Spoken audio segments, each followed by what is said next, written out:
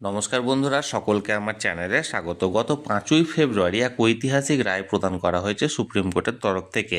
রাজ্যের সমস্ত ধরনের সরকারি কর্মচারী এবং পেনশনারদের পঞ্চম বেতন কমিশনের আন্ডারে যে ডিএ কেসটি এতদিন ধরে চলে আসছিল, সেই ডিএ কেসটির ভাগ্য নির্ধারণ করা হয়ে গেছে। সরকারি কর্মচারীদের জয় হয়েছে, কিন্তু শুধুমাত্র পঞ্চম বেতন কমিশনের আন্ডারে থাকা ডিএ মামলায় নয়, ডিএ মামলার পাশাপাশি আরও বেশ কিছু গুরুত্বপূর্ণ বিষয় তুলে ধরেছেন সুপ্রিম কোর্টের বিচারপতিরা। ডিএ পাওয়াটা কি সরকারের ইচ্ছার উপর নির্ভর থাকবে, না ডিএ পাওয়াটা কর্মচারীদের এক নৈতিক অধিকারের মধ্যে পড়বে, এবং এর পাশাপাশি আরও বেশ কিছু তথ্য তুলে ধরেন সুপ্রিম কোর্টের বিচারপতিরা। সমস্ত কিছু নিয়ে আজকের ভিডিওতে বিস্তারিতভাবে আলোচনা করব। ভিডিওটি অত্যন্ত গুরুত্বপূর্ণ, তাই প্রথম থেকে শেষ পর্যন্ত অবশ্যই ধৈর্য সহকারে দেখবেন, এবং ভালো লেগে থাকলে অবশ্যই একটি লাইক করবেন এবং সকলের সঙ্গে শেয়ার করবেন। আর সেই সাথে চ্যানেলে যদি প্রথমবার হয়ে থাকেন এই রকমের ইনফরমেটিভ ভিডিও আরও দেখার জন্য, যারা এখনও পর্যন্ত চ্যানেলটিকে সাবস্ক্রাইব করেননি তারা অবশ্যই চ্যানেলটিকে সাবস্ক্রাইব করে নিতে ভুলবেন না। তাহলে চলুন আমরা বিস্তারিত জেনে নিই। দেখুন, এখানে একটি নামী সংবাদপত্রের প্রতিবেদনের অংশ আমি আপনাদের সঙ্গে শেয়ার করছি। এখানে প্রতিবেদনে হেডলাইন্স দেওয়া হয়েছে, দেখুন, বকেয়ার 25% অবিলম্বে মেটানোর সুপ্রিম নির্দেশ, এবং তার পাশাপাশি এখানে সুপ্রিম কোর্টের তরফ থেকে যে হেডলাইন্সটা দেওয়া হয়েছে বা বলা হয়েছে, ডিএ দয়ার দান নয়।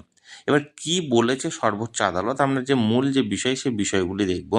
দেখুন, নাম্বার 1, প্রথমত এখানে আপনারা যে গ্রিন কালারের বা যে স্কাই ব্লু কালারের যে অংশটা আছে সেখানটা লক্ষ্য করুন।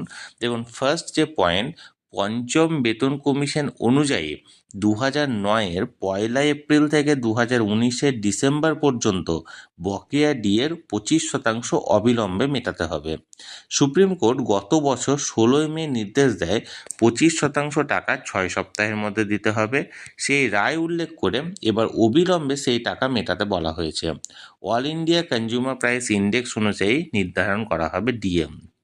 এবার দেখুন, 2 নম্বর পয়েন্টে বলা হয়েছে, রাজ্যের ওপর বাড়তি চাপ না দিয়ে এবং সরকারি কর্মীদের ন্যায্য প্রাপ্য রক্ষার মধ্যে ভারসাম্য রক্ষা করার জন্য সুপ্রিম কোর্টের অবসরপ্রাপ্ত বিচারপতির নেতৃত্বে 4 সদস্যের কমিটি গঠন করা হলো। সেখানে কন্ট্রোলার অ্যান্ড অডিটর জেনারেল অফিসের এক সিনিয়র অফিসার থাকবেন। তারপর দেখুন, 3 নাম্বার, কমিটি খতিয়ে দেখবে মোট কত টাকা দিতে হবে, কারণ বকেয়া নিয়ে মামলাকারী ও রাজ্যের মধ্যে টাকার অঙ্কের ফারাক রয়েছে। তারপরে দেখুন, বকেয়া কিভাবে বা কত ভাগে মেটানো হবে তা 6 মার্চের মধ্যে জানাবে কমিটি। কমিটির সিদ্ধান্তের সাপেক্ষে প্রথম কিস্তির অর্থাৎ বকেয়া বাকি 75% টাকার 31 মার্চের মধ্যে মেটাতে হবে, এবং গোটা নির্দেশ কার্যকর করে 15 এপ্রিল সুপ্রিম কোর্টকে জানাতে হবে রাজ্যকে। তারপর দেখুন, এখানে একটা রেড কালারের সার্কেল করে এখানে লেখা হয়েছে, বছরে অন্তত একবার করে ডিএ দিতেই হবে। অর্থাৎ এটা কখনোই সরকারের ইচ্ছার উপর নির্ভর করবে না যে এই বছর সরকার যদি মনে করে ডিএ দেবে এক কিস্তি, বা অন্য বছর যদি মনে করে দিয়ে দেবে না। বছরে অন্ততপক্ষে একবার করে সরকারকে তার কর্মচারী এবং পেনশনারদেরকে ডিয়ারনেস অ্যালাউন্সের কিস্তি পেমেন্ট করতেই হবে, এবং এটা স্পষ্টতই এখানে সর্বোচ্চ আদালতের উল্লেখ করা হয়েছে। এবং সবথেকে যে বিষয়টি বা গুরুত্বপূর্ণ বিষয়টি হলো, এই যে ঘটনাটি অর্থাৎ এই যে নির্দেশটি, এটি যে বছরে অন্ততপক্ষে একবার করে ডিএ প্রদান করতেই হবে, এটা সমস্ত পে কমিশনের ক্ষেত্রে লাগু করা হবে।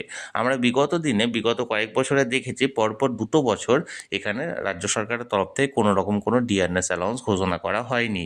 যেমন পে কমিশন যবে কার্যকর করা হয়েছিল 2020, তখনও কোনো রকম কোনো ডিআরএস অ্যালাউন্স ঘোষণা করা হয়নি।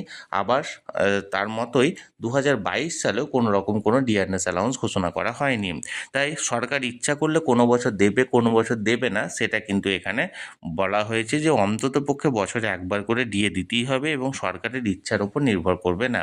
তাহলে বন্ধুরা, এখানে সুপ্রিম কোর্টের তরফ থেকে যে শুধুমাত্র পঞ্চম বেতন কমিশনের আন্ডারেই ডিএ কেসে রায় দেওয়া হয়েছে তাই নয়, এখানে স্পষ্টত বেশ কিছু বিষয় এখানে উল্লেখ করা হয়েছে, যাতে করে কর্মচারীদের মধ্যে ডিএ পাওয়ার যে বিষয়টা সেটা সুরাহা হয়। সুপ্রিম কোর্টের এই ডিএ কেসের রায়টি কি যথাযথ হয়েছে, কি মনে করেন আপনারা? আপনাদের সুচিন্তিত মতামত অবশ্যই কমেন্ট বক্সের মধ্যে কমেন্ট করে জানান।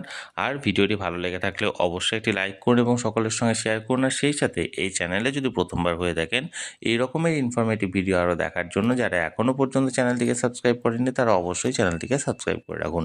ধন্যবাদ, দেখা হচ্ছে পরের ভিডিওতে।